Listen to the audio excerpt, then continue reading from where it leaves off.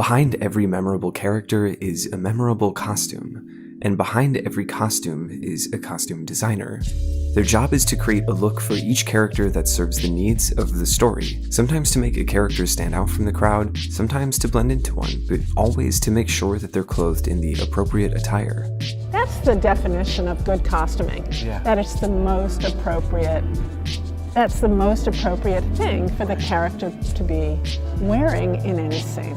Deciding on what would make for the most appropriate outfit requires a deep understanding of character and story.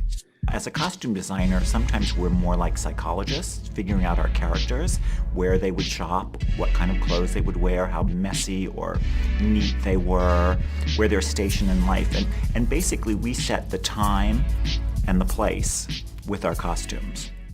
The first step to designing a great costume is understanding the script. For each character to feel believable, you have to consider everything about that character when designing their wardrobe, where they're from, their financial situation, how fashionably conscious they are, and not to mention the specific context of each scene. Princess Anne in Roman Holiday should be wearing something elegant while fulfilling her royal duties, and something rather dressed down while incognito in Rome.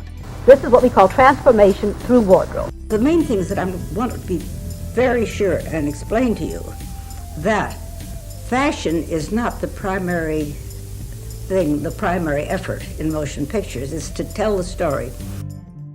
A good costume designer knows how to analyze a screenplay much like an actor would, to get inside the head of the character, to develop an understanding of the world that that character belongs to, and to design the wardrobe accordingly. After a thorough reading of the script, the costume designer will begin conversations with the director. Each director will have their own unique vision for any given project, and it's that vision that every crew member on a film should be working towards. It is a true collaboration in that we're all reading the same screenplay. And the screenplay has clues, but then you have to have the conversation with the director, and not just one. And a lot of conversation with the director because it's the director's movie, right? Maybe not at Marvel, but you know, it's the director's movie.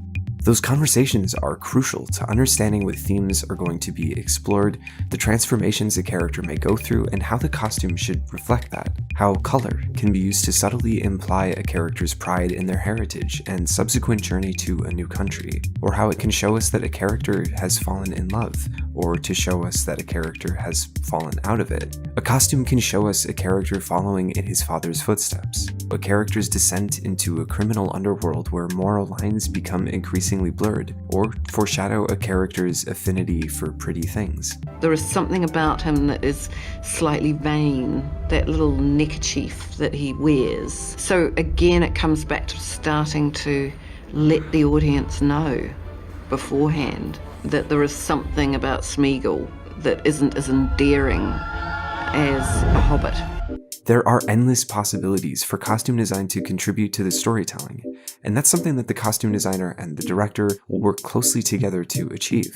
Once the vision has been established, the costume designer will often enter the research phase, an essential part of the process that doesn't just apply to a period piece, but even something like fantasy or sci-fi, because more often than not, you're pulling from real-world examples to influence your design. But even a contemporary piece still necessitates research to understand the culture or economy of any given setting and the characters that exist within. Creative license is often taken, the level of which is ultimately up to each director and designer, but regardless of how much liberty is taken with the historical references, it's still important to have a base level understanding of the history governing the clothing so that the work feels grounded in reality.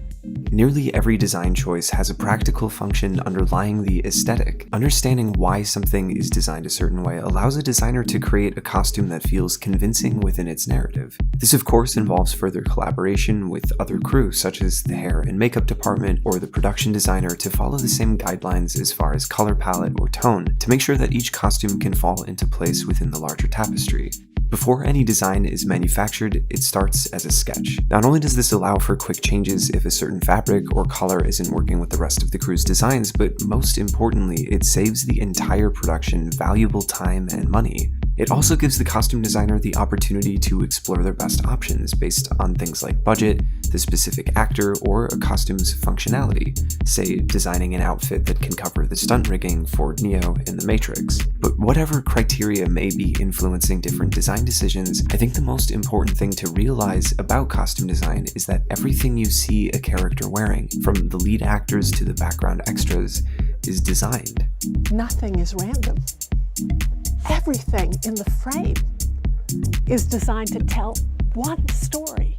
The reason that everything is designed is because in film, everything matters. With a camera, you can zoom in and get close to every single part of the human body, and you can tell if a shirt has been pressed or not pressed. You can tell if shoes are cared for or neglected. You know, all of these little things that help give the audience clues about who the character is. Once sketches have been finalized, the crew will begin manufacturing the costumes. Sometimes things can be pulled from a shelf or rack, but the vast majority of costumes have to be manufactured to maintain continuity. All of these clothes are manufactured. Okay, designed and manufactured. Why? Fight Club. So many fights, right? You could not just buy a piece, you had to have doubles, triples, quadruples, right? This is the thing most people also don't realize, that the clothes don't deteriorate through the course of making a movie. Every scene in which they're deteriorated is a separate piece. The scale of the production is entirely based on the size of the budget and what's needed for each film, but it's not unusual to have hundreds of people working on costumes for any given project. Expert tailors, cobblers, blacksmiths, tanners will all come together to craft the costumes that you see on screen. And for a film like Ben-Hur, that involved creating thousands of costumes that were all researched and designed for every single background actor, even if they only appear for a few frames. 2 crew members at Weta Workshop famously lost their fingerprints after making the chainmail for all of the different suits of armor required for the films, which had around 13,000 rings per suit. But it's that dedication to the craft, to getting every single detail right, that makes these movies great. Costumes help to tell us something about a character and the world they inhabit. They aid the actor in the transformation process and help them to deliver their best performance. They become important pieces of iconography surrounding any classic character whose outfit is often the most recognizable part about that character. The costumes that stick in your mind are the ones that the character has inhabited and the character has really come alive in, and that's why you remember them. That's the goal, I think.